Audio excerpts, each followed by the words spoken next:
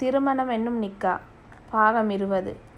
அந்த விடுமுறையை அனைவரும் சந்தோஷமாக கொண்டாடினார்கள். பீச், பொழுதுபோக்கு பூங்கா, மால் என்று அனைத்து இடங்களுக்கும் சென்றனர். அன்று ஜெசிரா குடும்பத்தினர் கிளம்பினார்கள். ஜஸ்மினுக்கு கவலையாக இருந்தது. அவளுக்கு ஊருக்கு போகணும் போல இருந்தது. அன்றைய நாள் முழுவதும் அவளுக்கு ஊரின் ஞாபகமாகவே இருந்தது. அனுதான் அவளுக்கு ஆறுதல் அளித்தாள். இருவரும் மர வீட்டிற்கு சென்று பேசிக்கொண்டு விளையாடிக்கொண்டு நேரத்தை கழித்தனர். நாட்கள் நகர்ந்தது. அன்று விடுமுறை என்பதால் அனைவரும் காலை உணவை ஒன்றாக சாப்பிட்டனர். ஏண்டி ஜஸ்மின், ஒரு மாதிரி இருக்க என்றாள் அனு. இல்லை, என்னமோ காலையிலிருந்து மனசு படபடப்பா இருக்கு. ஏதோ கெட்டது நடக்க போற மாதிரி இருக்குடி என்றாள் ஜஸ்மின். ஏய் லூசு, இந்த காலத்துல போய் இப்படி சொல்லிக்கிட்டு சும்மா மனசை போட்டு எதுவும் குழப்பிக்காத. அதுதான் அண்ணா இருக்கான்ல, ஒரு கெட்டதும் வராது, பயப்படாத என்றாள் அனு. அப்போது சோர்வாக இருந்த ஜஸ்மினிடம், உனக்கு ப்ரொஜெக்ட் வேலை இருப்பதாக சொன்ன, எனக்கு செமினார் இருக்கு, வா நாம் போய் பார்க்கலாம், மைண்ட் ரிலாக்ஸ் பண்ணுடி, நம்ம மர வீட்டுக்கு போகலாம் என்று அழைத்து சென்றாள். பின்னர் ஜஸ்மினும் அனுவும் மர வீட்டிற்கு சென்று தங்களுடைய வேலையை பார்க்க தொடங்கினார்கள். கிருஷ்ணா அவனுடைய பழைய பைக் ஒன்றை சரி செய்து கொண்டிருந்தான்.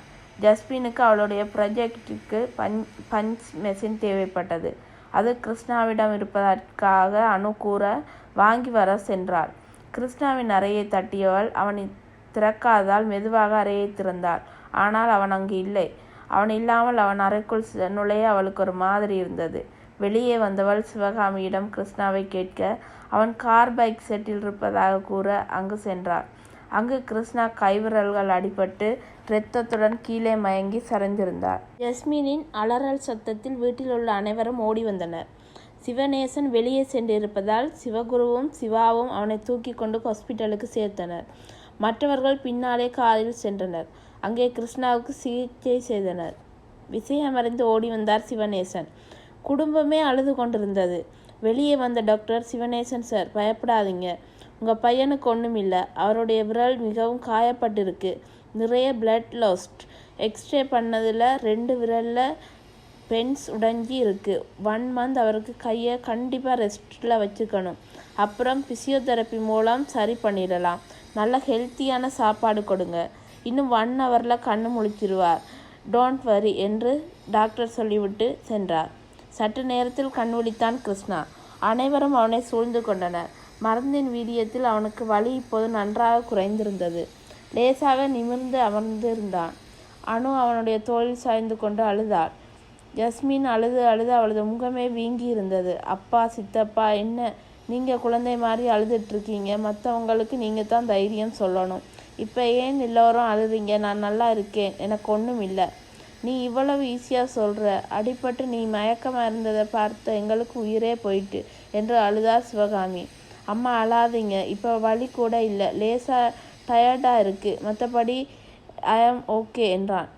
இப்போது சின்ன விஷயத்தில் கூட கவனமாக இருப்ப, இப்போ என்ன ஆச்சு, இப்படி அடிபட்டு இருக்கு என்றார் பார்வதி பாட்டி. என்ன ஆச்சுன்னு எனக்கு தெரியலை, சரி செய்து கொண்டிருக்கல இப்படி ஆச்சு பாட்டி என்றான்.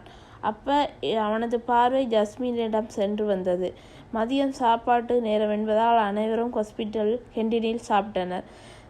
சிவகாமி அம்மாவுக்கும் கிருஷ்ணாவுக்கும் அனு சாப்பாடு வாங்கி கொண்டு வந்து அனுவும் அவர்கள் இருவருடன் அங்கேயே சாப்பிட்டார். கிருஷ்ணாவுக்கு சிவகாமி அம்மா சாப்பாடு ஊட்டிவிட்டார். நல்ல வேளை ஜஸ்மின் உன்னை பார்த்தாள், இல்லையென்றால் என்னால் நினைச்சு கூட பார்க்க முடியலடா என்றார். என்னம்மா சொல்கிறீங்க, ஜஸ்மின் தான் என்னை பார்த்தாளா? ஆமாண்டா, உங்ககிட்ட ஏதோ கேட்க வந்து இருக்கா, உன்னை அந்த நிலையில் பார்த்ததும் துடிச்சு போயிட்டா, பெரியவங்க எங்களையே தாங்க முடியலை, பாவம் சின்ன பிள்ளை என்றார்.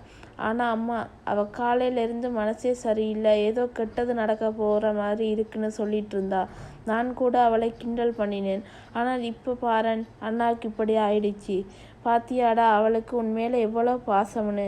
அத்தை சொல்வாங்க, நமக்கு யாராவதும் பிடிச்சா அவங்களுக்கு என்ன கெட்டது நடக்க போகுதுன்னு நமக்கு முன்னாடியே தெரியுமா.